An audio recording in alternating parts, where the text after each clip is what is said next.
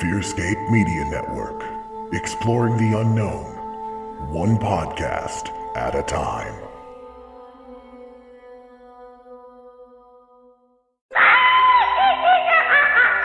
Something dark is here, flying in the skies, lurking in the woodlands, swimming in the rivers, and hiding under your bed. Join me, Mark L. Watson, and FearScape Media as we delve into the paranormal, the occult, the spiritual, and the esoteric, and peer beyond the veil. Find us everywhere you get your podcasts or search for more information at fearscapemedia.com. Ghosts in the Attics, Bodies in the Basements may contain graphic, violent, vulgar, or explicit content not suitable for all listeners. Listener discretion is advised.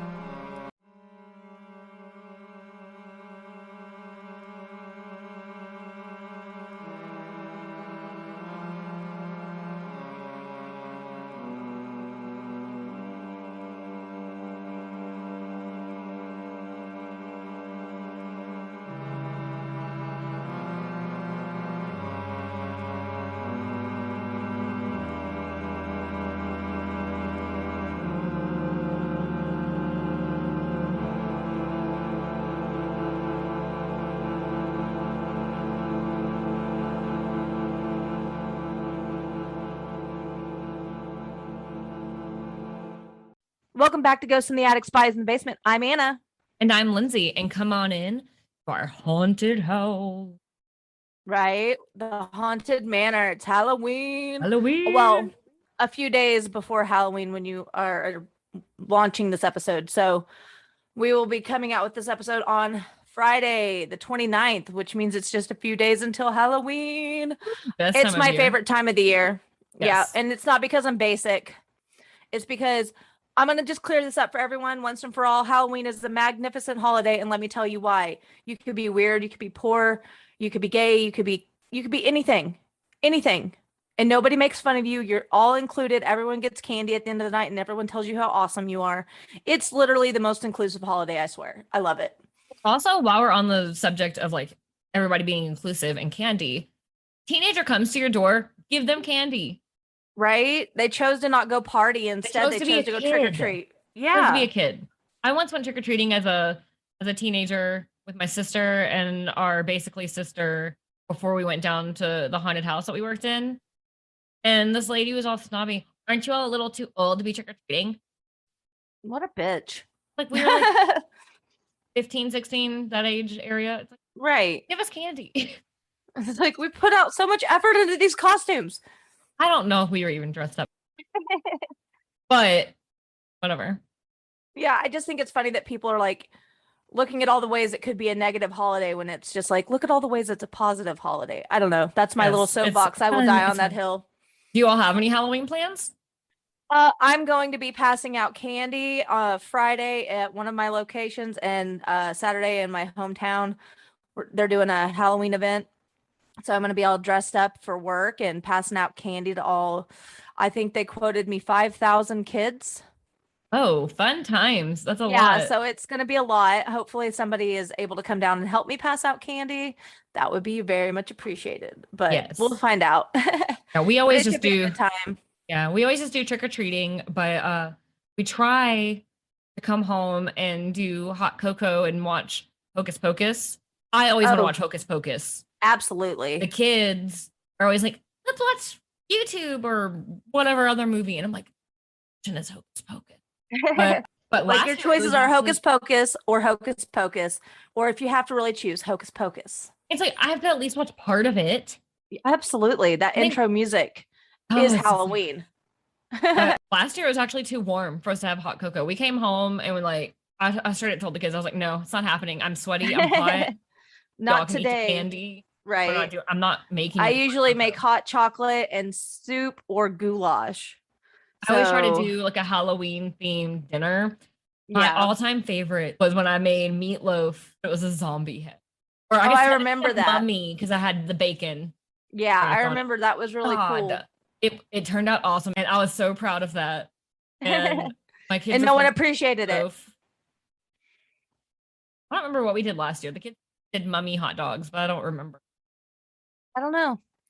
I don't know what we did last year, except I bought candy and told them happy Halloween because it was COVID. So couldn't really do much. So that's our Halloween plans. Outside of that, we have had some really exciting news right before we started recording. One of our favorite podcasts is Fairy Tale Fix, and it's nothing like what we like at all do here. I mean, the title says it all. It's about fairy tales. It's so different and so relaxing for me because, you know, sometimes you get in your head. I don't know if you do it too, Lindsey, but I get in my head about like, oh, I can't listen to this podcast about true crime or paranormal stuff because if we cover it, then I don't want to seem like I'm copying them, or you know what I mean? So Right, I get in my head with that kind of shit. So this is just a nice little escape for me. And they're so funny. They're and good storytellers too. they're so good at what they do. And Lindsey just like Snapchatted me this morning and all I heard was screaming. So I had to call her and I was like, what? And she told me that they shouted us out on their podcast, which I mean, yeah, we get sometimes shout outs from people on our network, yeah. For another podcast that's not on our network to shout us out. Like that's so big for us. So we're honored and we're excited to make podcast friends. Yes. It was so cool too, because the whole reason I was listening this morning versus other times, I get in moods of like, okay, I'm going to listen to podcasts or I'm going to listen to audiobooks. You know, I have not been in a podcast zone lately, but I got the notification about the episode coming out or whatever. And I saw that one of the stories that they covered for their Halloween episode is a story I'm covering. Oh, so I was like, oh, I have to listen to it before. So that way I can like be sure, first of all, like see the differences in the way the stories are and like tell everybody to go listen to it.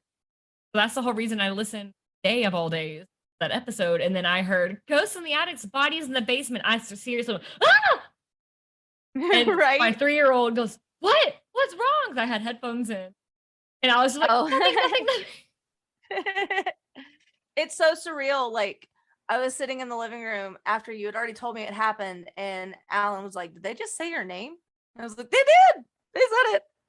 Which is like, he doesn't really get into the podcasts I get into. He's more of a like news and techie and like whatever. So he actually enjoys listening to Fairy Tale Fix with me, which I am honestly beyond excited about. But I mean, the fact that we have anything in common after 14 years of marriage is pretty promising. A lot of people, you know, say when you get married young, it doesn't last, but here's us proving them wrong. Just celebrated our on the 25th, we celebrated our 14-year wedding anniversary. Very exciting. Happy anniversary. Thank you. Yeah, I spent it sick, so there was that. Yeah, the seasons are changing. Bronchitis is my friend, you know, good times. Fun time. And speaking of podcast friends, we actually attended a podcast Zoom Halloween party last week. Yes, it was so much fun. We were on Peer Beyond the Veil, which is another FearScape Media podcast. You heard their commercial at the start of this episode. Mark L. Watson is the host of that, and he got together just a group of us who are all different backgrounds and experiences and stuff, but are all in the paranormal realm of work, I guess you could say. And we just got together and chit-chatted and talked about ghost stuff, and it was a ton of fun. Yes, it was so much fun, and it was so refreshing to talk to like-minded people and not feel like the weirdo in the room. Validating. It was very validating. So thank you to everybody who did that, because and that episode comes out Saturday the 30th if you are interested in checking it out. If you're listening to this on when we launch. Yeah. Great. It was awesome. Not to mention there is this wonderful podcast called Alluring, and they have put together a Halloween podcast playlist, and they've asked us to be on it. So yay, more podcasty friends. You'll hear a commercial for that in the middle of the episode, and I really hope you guys check it out. There's so many good podcasts on there. I mean, so many. The playlist is on Spotify. It's on Spotify, and we're just so excited to be a part of it. Yes, that's Alluring. It's ALOREING. So it's like a play on lore and alluring. We'll have it in the show notes for sure, and we'll probably share it all over Instagram and Facebook like we do. Well, I guess let's kick it off. Do you want to start today, or do you want me to start?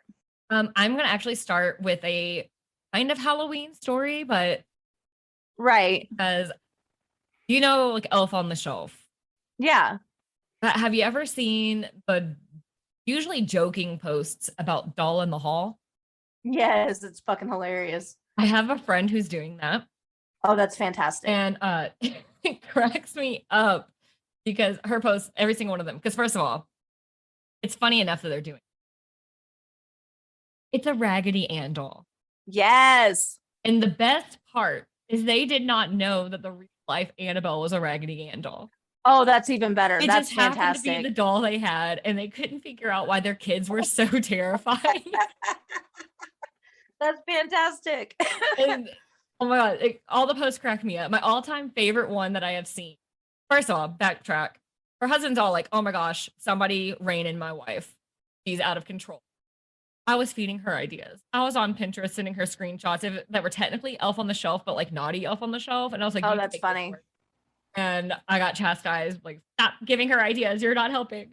I was helping. But my all-time favorite one that I cannot take credit for, but oh my gosh, I cracked up laughing, is she has the doll set up that usually has like a note. Yeah. And doll is sitting with a bin of like smooth stones. But then the note says, sticks and stones won't break my bones, but they would probably break yours. That's fucked up.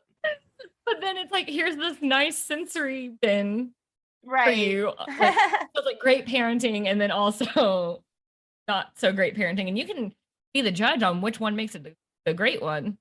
And let me just say, have some humor in your life. Let me just say for the record, Andy said, there's Lindsey and Andy. I can't remember if I said names.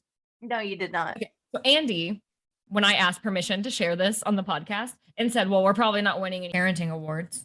So this is my official GABB digital means absolutely nothing in the real world parenting award presented to Lindsey and Andy for this wonderful parenting. I second that. Congratulations, guys. You rock. No, but in all honesty, it's absolutely hilarious. And I love it. So if you don't have some sort of sense of humor, we can't be friends. So I'm glad to know there's other weirdos out there. Before we get too far in, we have an update on the Gabby Petito case.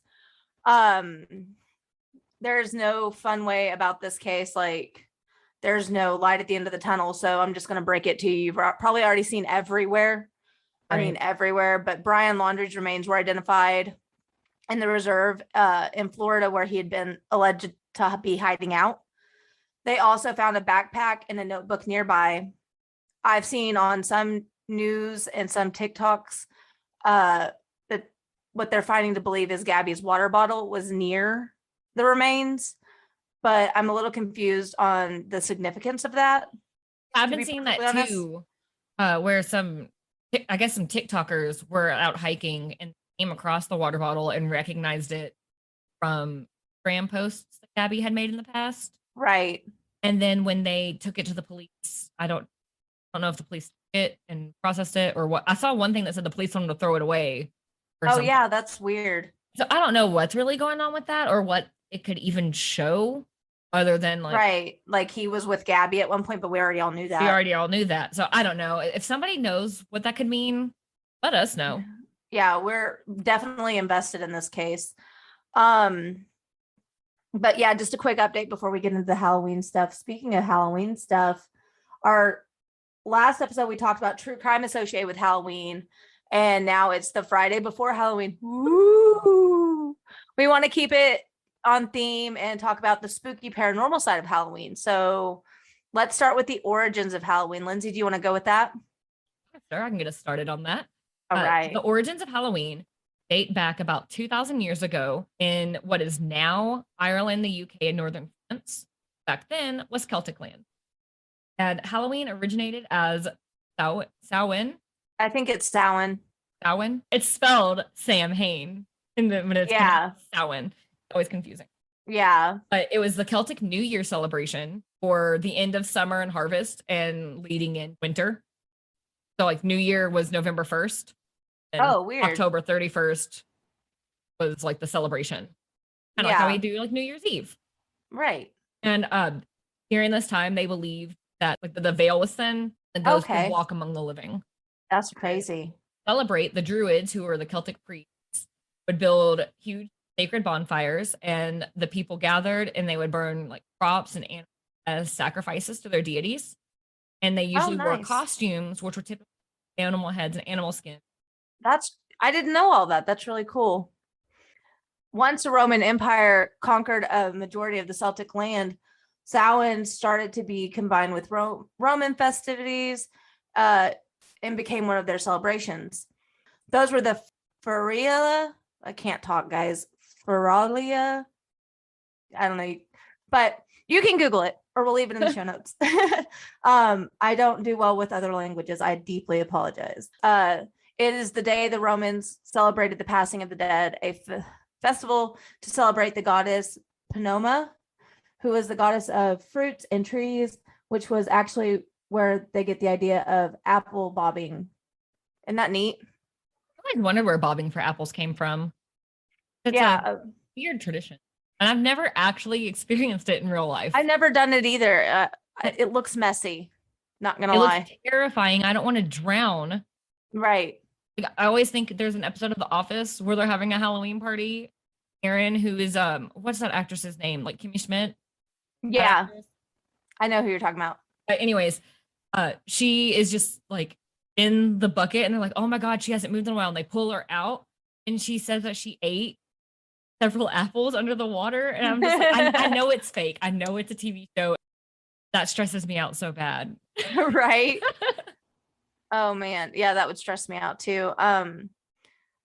Now later Christianity spread to All Saints Day, becoming celebrated on November 1st, which again started to blend and take over Samhain.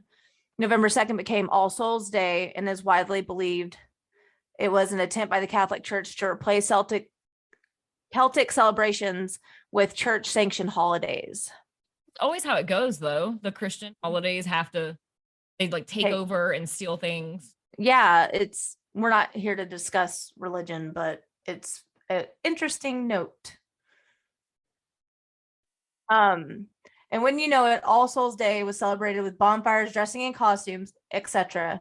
Though the costumes were angels, saints, and devils. Well, those are popular Halloween costumes.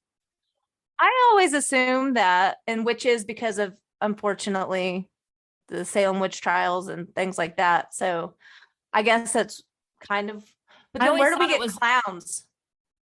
The All Saints Day celebration was also called All Hallows or All Hallowmans. Hallowmans. Sorry, I can't read today, guys. So the night before, which was October 31st, became All Hallows Eve, which eventually turned into Halloween. I'm not even drunk. This is ridiculous. I can't read. Halloween, everyone. It became Halloween. These celebrations came over through the U.S., though not widely celebrated due to the Protestants' strict rules against it. The Celtic traditions from Europe started to mesh with celebrations of Native Americans. And basically, there was just these big parties celebrating the harvest where they told stories of the dead, danced, and told fortunes. Overall, they weren't really Halloween celebrations, though. Halloween became popular as Irish immigrants came over during the potato famine in the second half of the 19th century. And as time went on in the late 1800s, America really tried to turn Halloween into a secular holiday, more than being about ghosts. Right.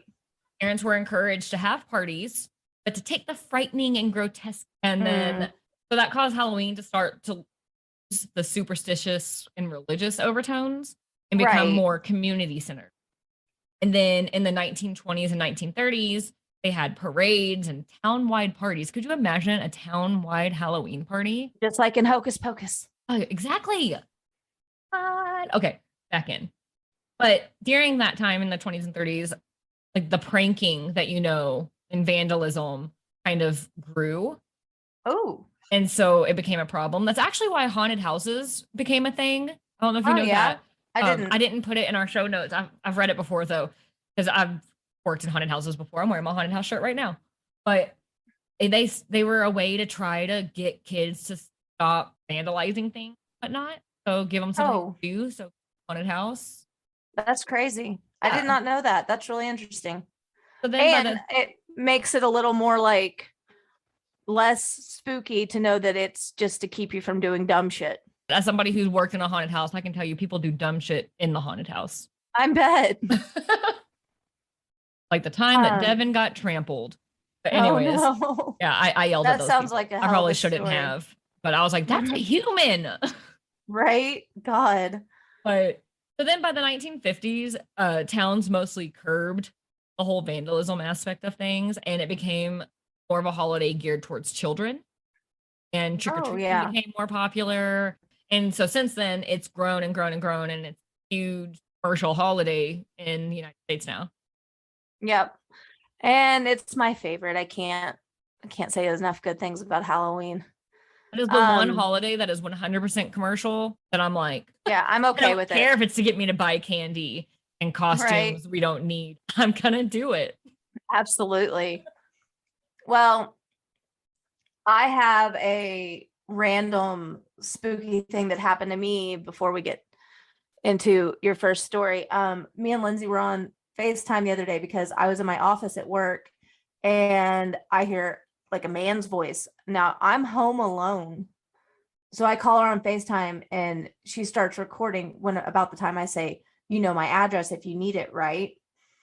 And I had no idea she was recording. I just was I usually would ask. I had somebody on the phone. Yeah, I was just making sure somebody was like on the phone in case like there were people in my house, because I get from my office to the middle of my living room and I hear a child giggling. Very unsettling. It was. I straight up said, what the fuck was that? Right. And so I get into my dining room where the noise is coming from and there's no one in there, which I mean, thankfully, but it's coming from a locked tablet. The tablet has a password. I finally figure out the password. I get in there and there's nothing on the screen. It's playing in the back menu. My son had the tablet on that morning at low volume. It was so loud I could hear it across the house. And it was so audible that she could actually hear the voices, whereas usually she can't understand the background noise on my phone. There have been times that she had like a raccoon in the house, like in the walls or whatever. Can you hear that? Can you hear that? And I couldn't anything at all. And it was scratching pretty loudly. And it sounded like there was a person talking. Yeah, it was fucking terrifying. It was just YouTube, but I flipped the fuck out, and it's directly across from where my daughter's urn was, and it's just like, really not a fun way to prank mommy. Not Halloween fun at all. Was her favorite though. Halloween was her favorite. The veil is thin, and it was believer. Like right after the full moon. They say also like the October full moon is also in the. So all around, that freaked me way the fuck out the other day. Yeah, we were shook up for hours. Yeah, hours. Because we legitimately thought somebody had broken in, and then tablets locked, and then one thing after another. It was really hard to settle back down after that. I just remember watching the video, even though she had told me there's no jump scare aspects. And I just remember watching it going, I swear to God, if I see something. I was convinced I was going to see like Samara behind your shoulder. I'm still not recovered from that. And that was days I got chilled ago. Again. That was terrifying. Like it really was. Legitimately terrifying. And I just remember being on the phone call because that video, I'm like, oh God, I want to vomit a little bit. Oh yeah. And I had the kind of goosebumps where they wouldn't go away. And it was like my pants rubbing my legs hurt. Yep. Because the goosebumps just like would not go away. Oh, it was terrifying. It really was.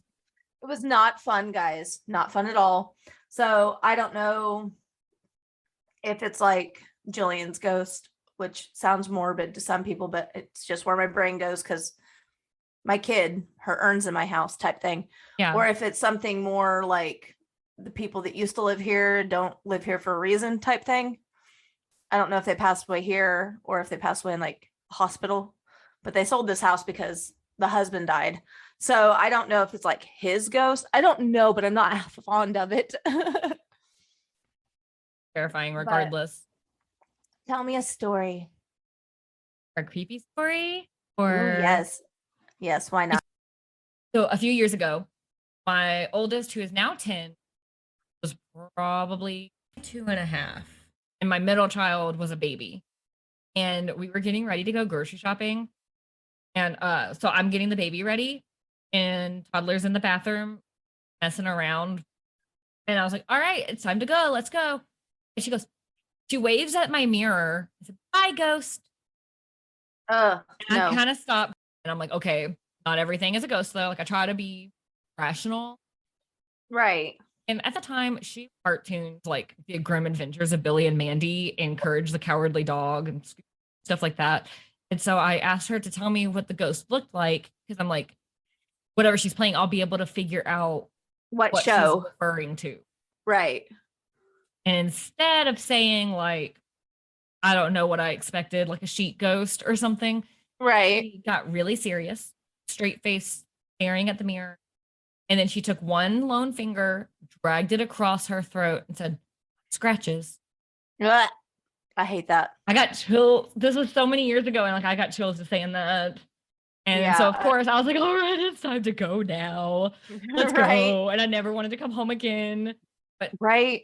She never said anything again. But then a few years later, when we had moved, and I remember one night, Mom, we learned in class today, like, did you know that this movement, and she did the finger across the throat thing, that means like dying or death. And I was like, I just learned that today.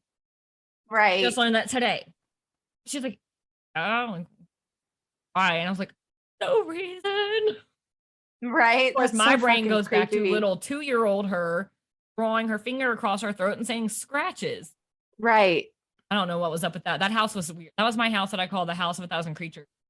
Because there was something wrong with that house. And anything not just that could be in that structurally. house was in that house.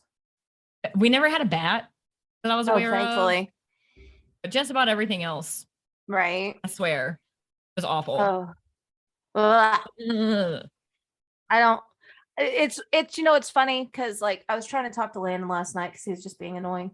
So I was being annoying back at him, and we're trying to watch yet again another Halloween movie that has not been finished.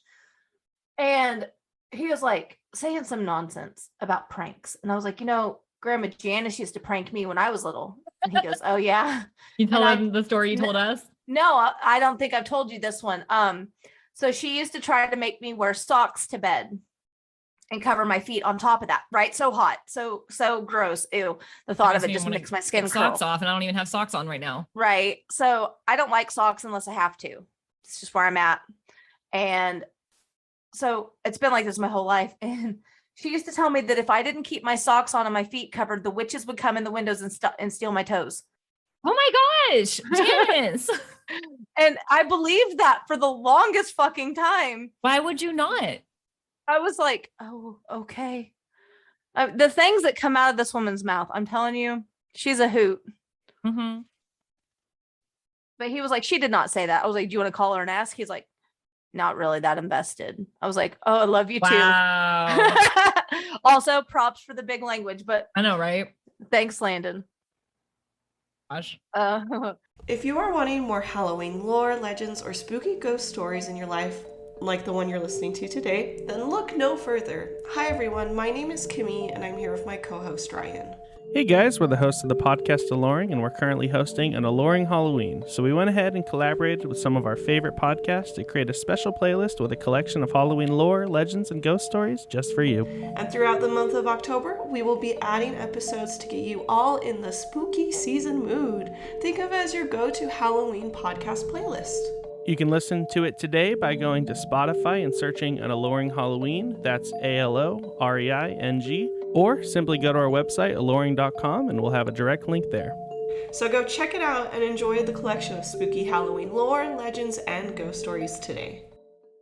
So you're going to tell me a not so creepy but very interesting story. Yes. Okay. Do you remember, you're going to know this, our listeners are not. Do you remember a few years ago when I wrote the story that became, I think it's called Tradition, that I put, the bonus episode. The bonus story bonus in the paperback episode. version of Paranormal. Yeah.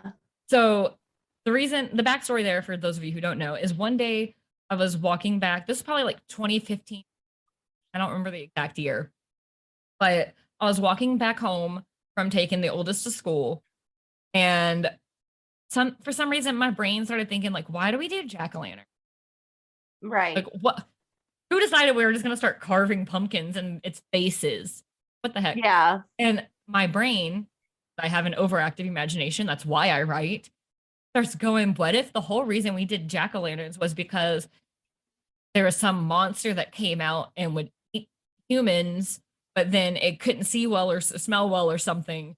And so it was eating pumpkins, thinking it's eating humans, which is why it looks like faces. And so, of course, my brain just runs with this idea, and I go home and I write that story. It's Actually, really good. I'm actually really proud of that story. Yeah. But because I got so caught up in doing that, I never looked up the actual story of why we have jack-o'-lanterns. I never did either. And so I decided when we said we were going to do Halloween, I had to look that up. And ironically, this is the story that was on that episode of Fairy Tale Fix.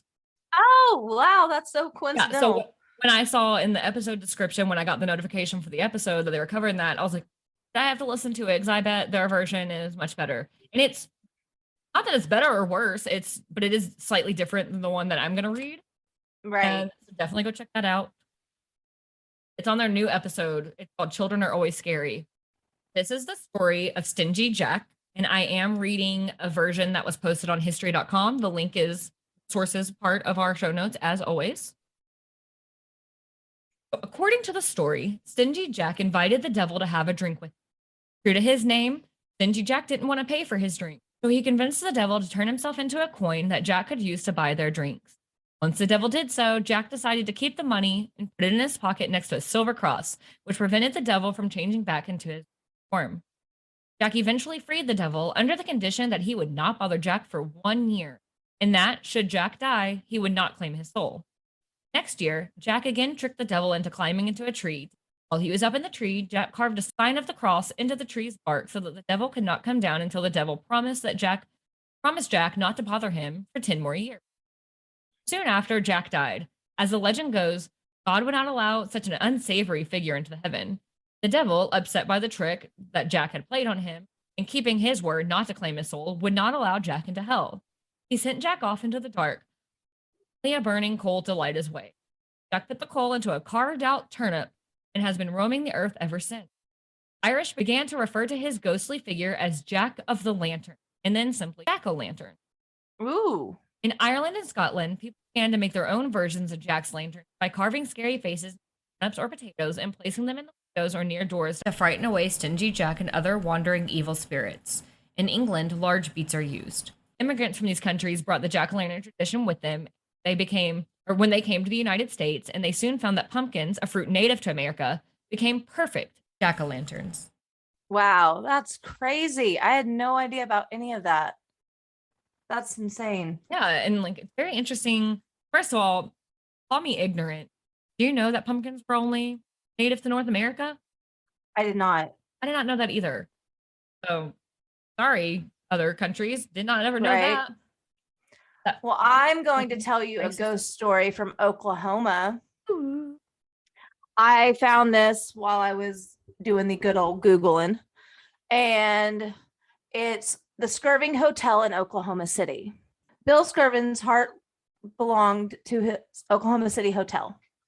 He couldn't escape the lure of booze and women. I hear that's a big downfall for a lot of these old stories. Booze, women, trifling acts. It says it was rumored that Bill Skirvin had an affair with a maid named Effie. She became pregnant with his child, and in order to avoid shame and embarrassment, Skirvin locked her up in a room on the 10th floor. Naturally, she became depressed, and she was kept in the room even after giving birth to the child. In a fit of madness, Effie jumped out the window. There was no mention of the incident in the papers. However, Effie was known as a woman with loose morals, and the guests of the Skirvin Hotel have ever since reported the female apparition and a voice alone in their rooms. Over the years, the staff have reported objects moving by themselves, strange noises at night.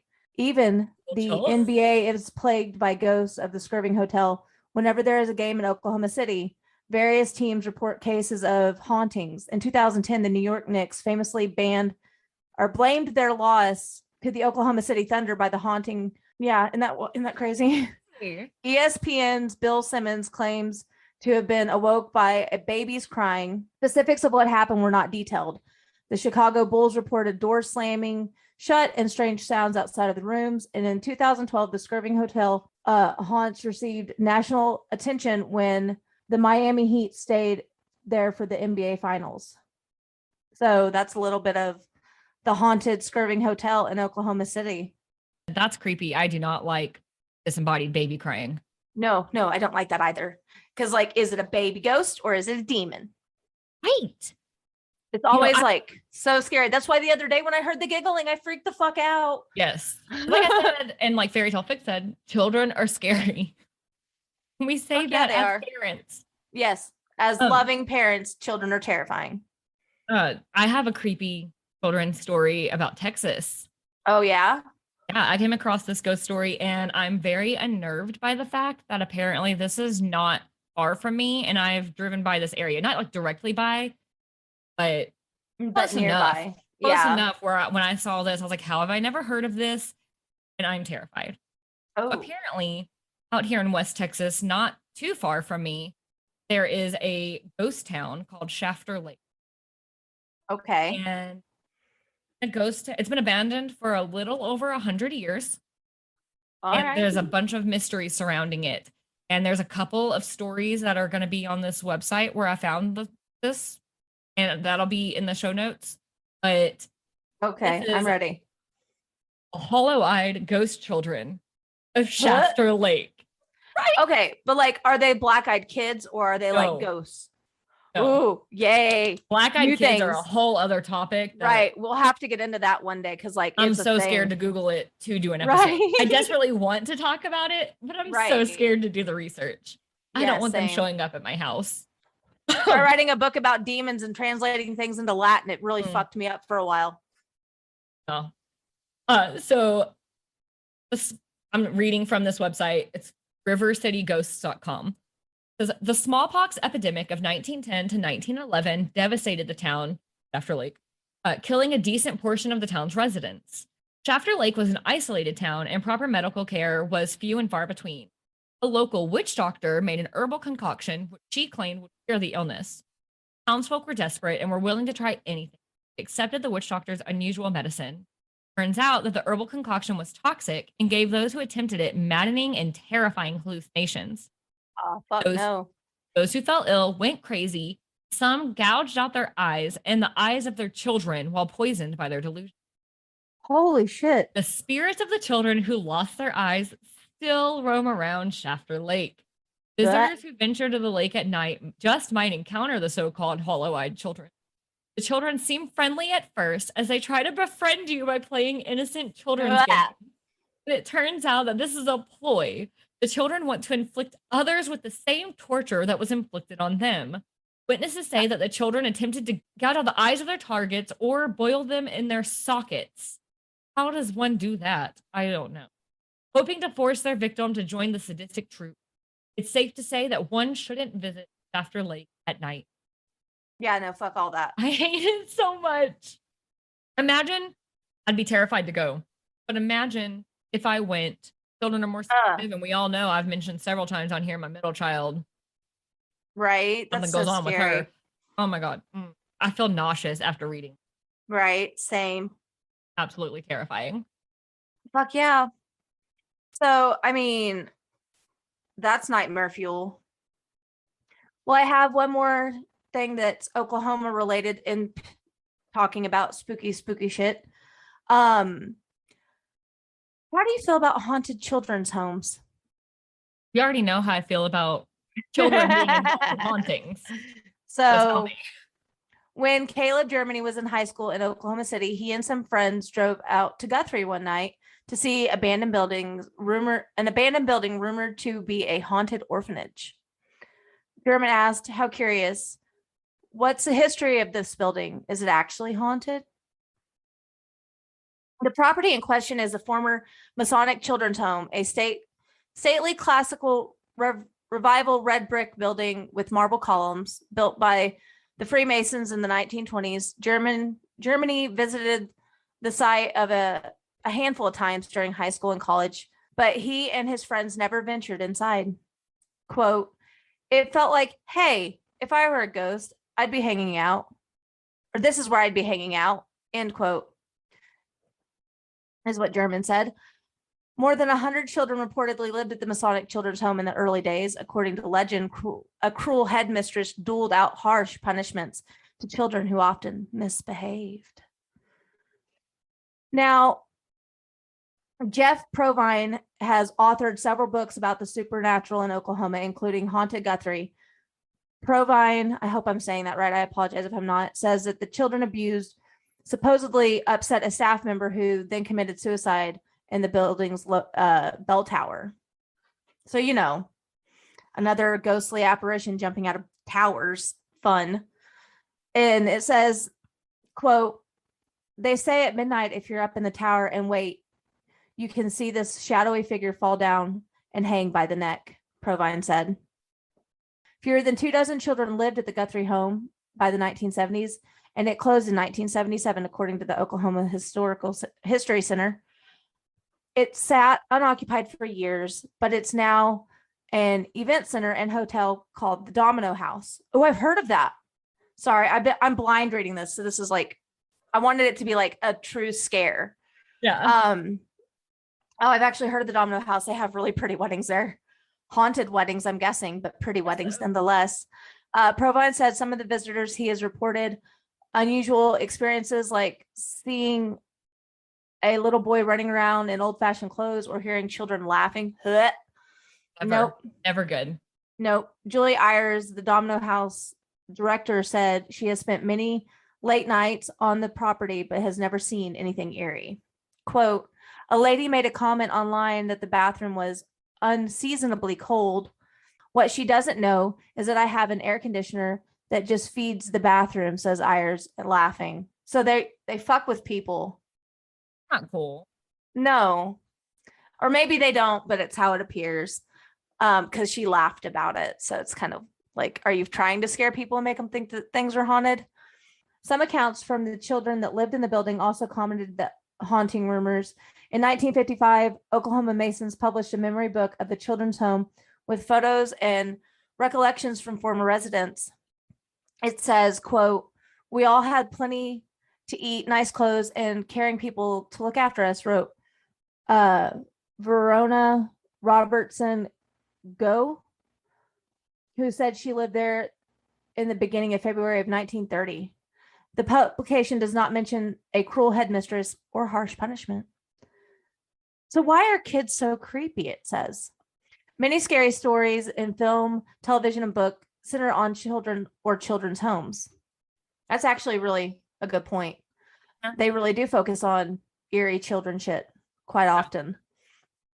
Peter Bradshaw, a film critic for The Guardian, wrote, our profound yet unacknowledged fear of children is a great theme in the horror genre. We are afraid of their vulnerability, which is our vulnerability, Bradthaw theorized. Other theories suggest that child characters are normally portrayed as harmless, so viewers find films that alter that portrayal is disturbing. Ghost stories are sometimes based on truth that many horrific things happen to children in real life. For some residents of the now closed Catholic orphanage in Vermont, for example, accused staff of 2018 of beating and sexually abusing children, some of which who died. That took a very sharp turn. Supernatural historian Jeff Provine said that he does not expect rumors of the former children's home in Guthrie, like the one Caleb Germany heard in high school, to be disappearing anytime soon. Quote, an abandoned mansion on the edge of town, that's urban legend folder right there, Provine said. And that's just another spooky little tale from my home state. But I have another one that's also in Texas. This one's more in the San Antonio area. Ooh. You ever heard of La Llorona?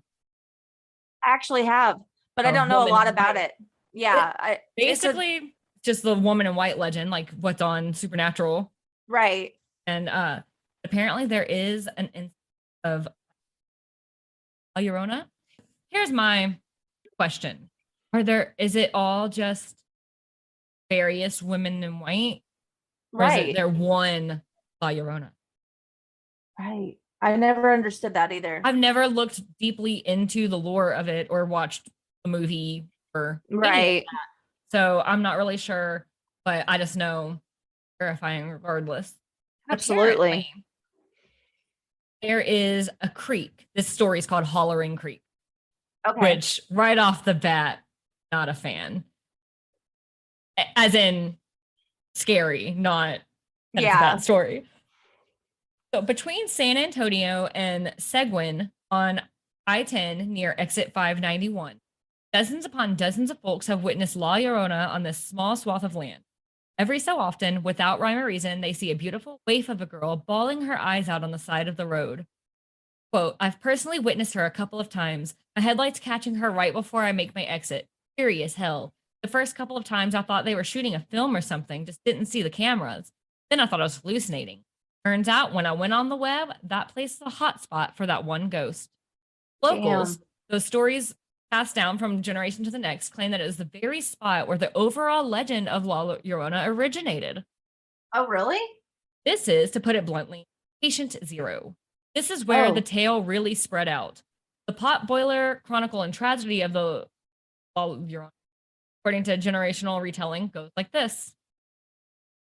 He's saying the Llorona. It would just be La Llorona, right? Yeah, I think. I apologize to any people in Spanish listening to our podcast. We're trying. I apologize to anyone who listens to me, period. I try every day. That too. I fail a lot. Okay. La Llorona was in fact a local native girl. She was part of the Payaya. Okay. I apologize. I don't think that's right. But the band of indigenous people that inhabited the area around the San Antonio River. The Payaya. I feel like I need to look that up.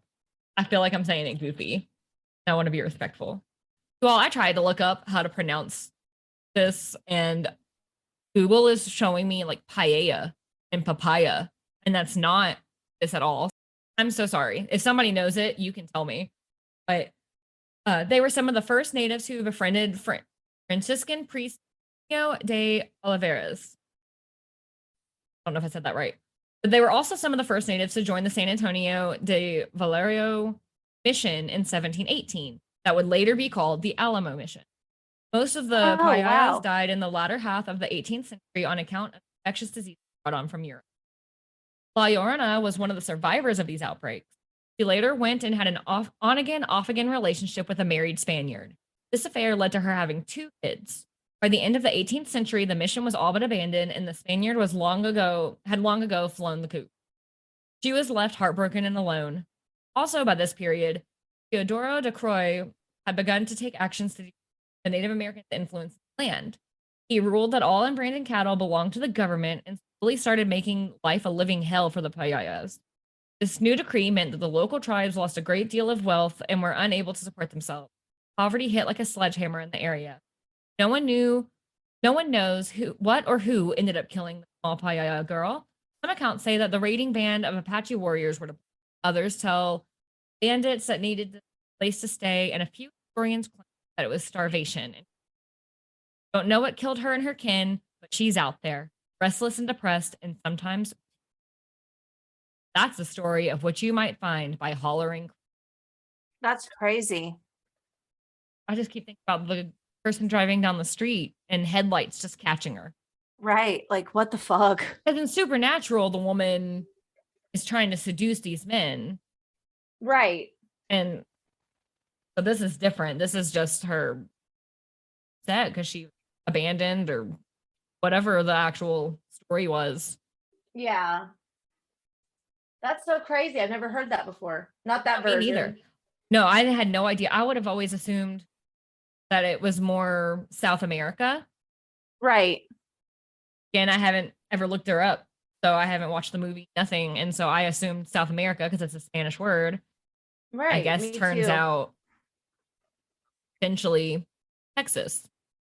Wow. That's crazy. Yeah. The more you know.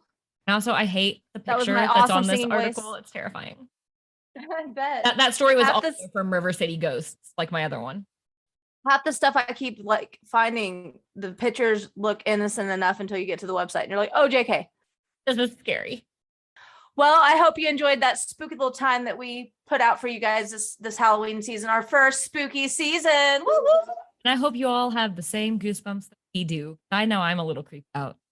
Yeah, black-eyed children that are ghosts. We didn't even actually talk about the black-eyed children. And I know, but it still them. feels like it's intrusive thoughts. The hollow-eyed children are following you. Yeah, I don't like it. I don't like it at all. No. All right. Well, if you guys like our podcast and you want to hear anything specific, let us know. Reach out to us at gabbpodcast@gmail.com, Instagram, Facebook, or Twitter. It's GABB Podcast. And we would love it if you guys don't mind, if you really, really don't mind, giving us a review on any of the platforms that allow you to, Apple, Stitcher, Spotify. We would really appreciate some feedback. I mean, subscribe, review, all that jazz. Subscribe, review, share with your friends. Listen to the alluring Spotify playlist for Halloween with all these different podcasts. And I don't know, we're just so excited that everything is so spooktacular this holiday season. And don't forget to check us out on the Peer Beyond the Veil Halloween special coming out tomorrow. If you're listening to this on the original launch date, October 30th. They're kind of on FearScape Media's website. We'll have a link in the show notes, and just like us, available everywhere you listen to your podcasts. And don't forget, if you're in the Lexington, Kentucky area, to go check out Lucy Brown Coffee House and look at Cameron Ramsey's art that's for sale. I mentioned it last episode. It is still up until the end of October. Lots of spooky, awesome art. Yes, Cam has such an amazing talent, and I think it's great that you guys in that area get to see it on display. So that's fantastic. Also, a side note about his Instagram. Remember on the last episode, I was trying to say his Instagram name and could not figure it out and said, I'll just type it in the show notes. My sister told me it's arch nemesis.